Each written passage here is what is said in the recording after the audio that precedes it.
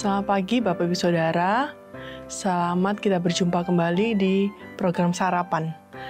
Pagi hari ini kita akan membahas tentang Natal.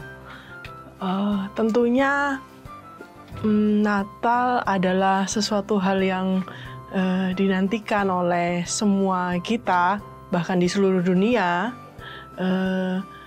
Tapi ada satu hal yang spesial yang kita rayakan Natal karena kita merayakan lahirnya Sang Juru Selamat, yaitu Tuhan Yesus Kristus.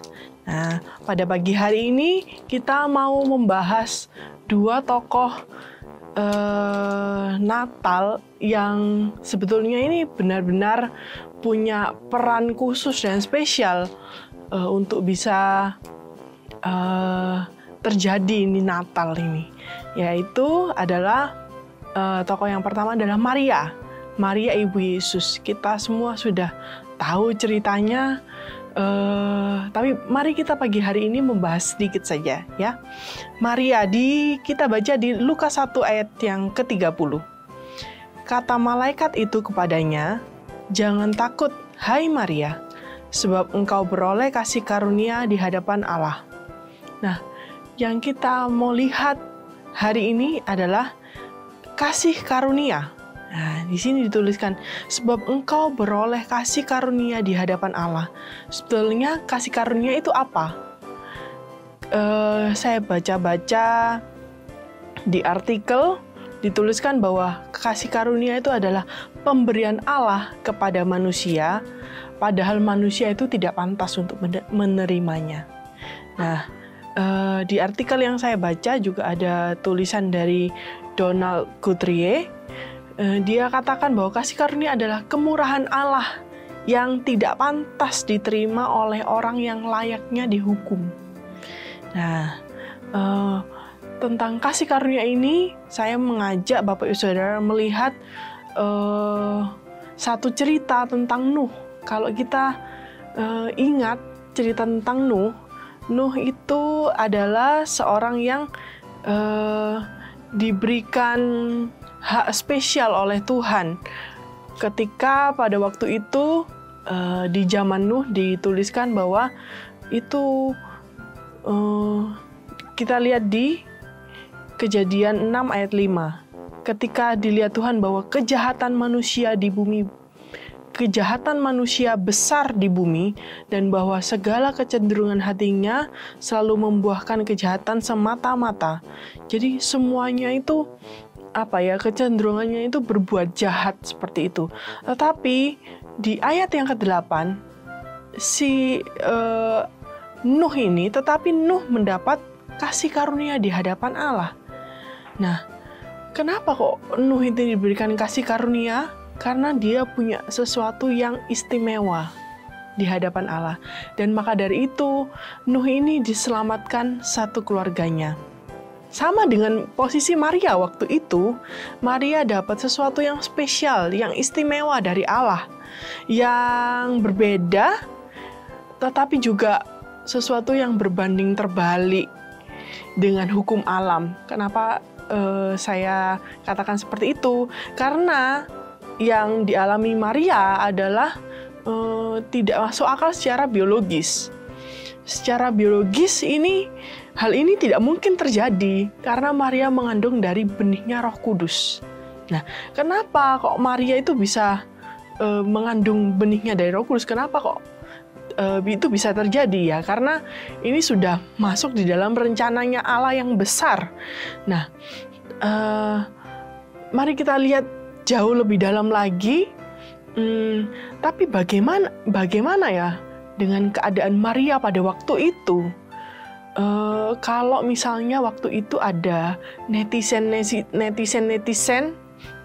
pasti Maria ini sudah viral dan masuk trending topik ya, jadi obrolan di sana dan di sini. Dan pandangan orang bisa jadi negatif ke Maria. Dia juga dipandang seorang wanita yang tidak baik. Kenapa? Karena hamil sebelum menikah. Meskipun benih itu adalah dari Roh Kudus, tetapi bagi banyak orang belum tentu bisa memahaminya. Nah, kita lihat bahwa Allah ini sebetulnya memberikan Maria keteguhan hati lewat Yusuf. Nah, Yusuf, ayah dari Yesus ini, bukan kebetulan Allah itu memilih Yusuf sebagai calon ayah dari Yesus. Kenapa? Karena sikap hatinya ini yang luar biasa. Mari kita baca di Matius 1 ayat 18 sampai 19. Kelahiran Yesus Kristus adalah seperti berikut. Pada waktu Maria, ibunya bertunangan dengan Yusuf, ternyata ia mengandung dari Roh Kudus sebelum mereka hidup sebagai suami istri. Karena Yusuf suaminya seorang yang tulus hati dan tidak mau mencemarkan nama istrinya di muka umum, ia bermaksud menceraikannya dengan diam-diam. Saya bacakan lagi poin pentingnya ya. Karena Yusuf suaminya seorang yang tulus hati dan tidak mau mencemarkan nama istrinya di muka umum, ia bermaksud menceraikannya dengan diam-diam. Menceraikannya dengan diam-diam ini salah satu bentuk kasihnya Yusuf kepada Maria. Supaya yang pertama ya, supaya Maria itu tidak diejek sama orang-orang, tidak dihina. Nah, pada waktu itu ketika Yusuf tahu Maria sedang hamil, dan meskipun dia sudah diberitahu mungkin ya oleh Maria sebelumnya itu bahwa Maria itu mengandung dari benihnya Roh Kudus, pasti Yusuf itu perlu waktu untuk memahami. Dan bahkan dia bermaksud untuk menceraikan Maria secara diam-diam, berarti dia itu ini bukan anakku gitu loh. Nah, tetapi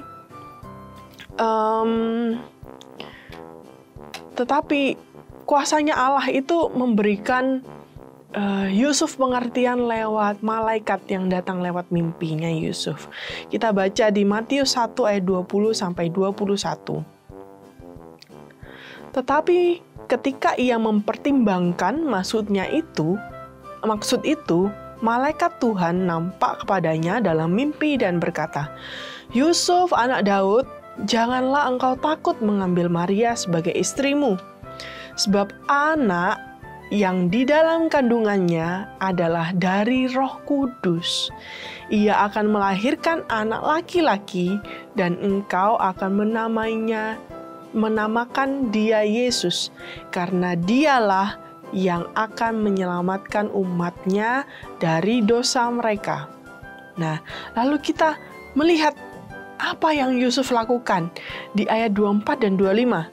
Sesudah bangun dari tidurnya, Yusuf berbuat seperti yang diperintahkan malaikat Tuhan itu kepadanya.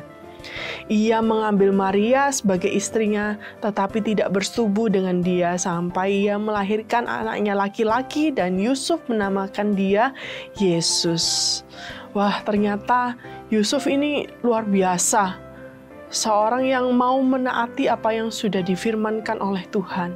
Meskipun pada waktu itu tidak gampang untuk menerima bagi Yusuf ya. Selain Maria, Yusuf juga berperan penting untuk lahirnya Sang Juru Selamat. Bayangkan kalau Yusuf itu tidak mengambil Maria sebagai istrinya, pasti Maria ini menjadi single mother seperti itu ya. Tapi kuasanya Tuhan itu bisa mengubah hatinya Yusuf, meneguhkan hatinya Yusuf untuk mengambil Maria sebagai istrinya dan tetap menjaga kesuciannya Maria sampai dia melahirkan Yesus. Nah, mari kita renungan pada pagi hari ini, cerita pada pagi hari ini ya. Mari kita lihat keadaan Bapak Ibu Saudara, bagaimana pergumulan hidup kita sekarang. Ada di mana sekarang kita ini? Apakah kita sudah mengerti mau Tuhan dan menerimanya itu dan melakukannya? Apa mengerti mau Tuhan dan ya itu hal yang sulit buat saya lakukan ya, mengerti aja dah, tapi aku tak ambil jalanku sendiri seperti itu. Atau selain pergumulan yang kita hadapi juga, kita sebagai rekan atau seorang yang beriman dan mempunyai teman, kita melihat mungkin ada saudara kita, teman kita atau saudara seiman yang rasa-rasanya mereka sedang berjuang dalam hidupnya seperti Yusuf dan Maria ini untuk mengerti maunya Tuhan dan melakukannya. Mari kita menjadi pribadi yang mau mensupport mereka, teman-teman yang sedang berjuang di dalam pergumulan mereka sendiri untuk mengerti maunya Tuhan dan melakukannya melalui doa dan afirmasi, atau biarlah kita mau introspeksi diri kita. Kita mau melihat Maria dan Yusuf. Bagaimana perjuangan mereka untuk menerima apa maunya Tuhan, dengan mengandung Yesus dan melahirkannya, membesarkannya, hingga Yesus mengerti jati dirinya sendiri, dan ia menjadi juru selamat buat kita semua. Nah, juga kita mau jadi teman yang mau mensupport, mendoakan, mengafirmasi dengan doa teman-teman kita, saudara-saudara seiman kita yang sedang bergumul di dalam kehidupan mereka. Dan ayat yang terakhir, Galatia 6 ayat 2. Bertolong-tolonganlah menanggung bebanmu, demikianlah kamu memenuhi hukum Kristus. Nah, biarlah renungan hari ini memberikan kita aroma Natal, semangatnya Natal, spiritnya Natal, untuk kita menyongsong kelahirannya Tuhan Yesus di dalam hatinya kita, dengan kita belajar seperti Maria dan Yusuf, mau menerima rencananya Tuhan dan melakukannya, juga menjadi seorang teman, seorang sahabat, seorang saudara yang mau mensupport teman, rekan, saudara kita untuk mereka bisa bersemangat dan memiliki keteguhan hati untuk bisa melakukan apa yang Tuhan mau dalam kehidupan mereka. Itu saja. Selamat Natal, Tuhan Yesus memberkati.